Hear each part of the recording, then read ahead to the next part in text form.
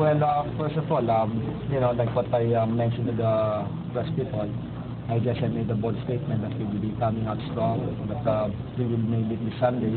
I guess my players, they really love me so much. They don't want me to get burned by saying that statement. And of course, this is the only time that 2 is greater than 3. They did it 3 times, but they became very, very tough, But anyway, looking at the game on Thursday, it's going to be Christmas this October. It's going to be green and red, and it's nice to be back in the finals, the big dance.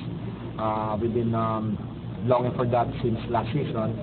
Like what I told the players before we started the game, even yesterday. You worked so hard for it for the last how many months. You guys deserve to play in the finals. I guess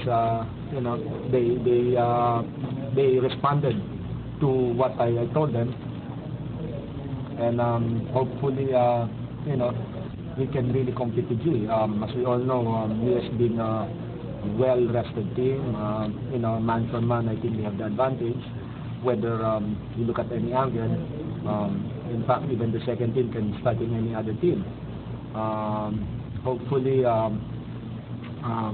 we can surprise them. Did the win yesterday do anything for you, Coach? Well, I think there was pressure on the varsity players after the high school we won over the Ateneo, the seeded Ateneo High School. Well, Cholo, like what I told you, even Tyron Tang, this will be your last Ateneo game before you graduate. And he really responded well. I had so much trust and faith in him. Actually, all my players, if you notice it, last game he committed a lot of turnovers. But in spite of that, he was still playing because, I should know better than any other else how my players can play in certain situations.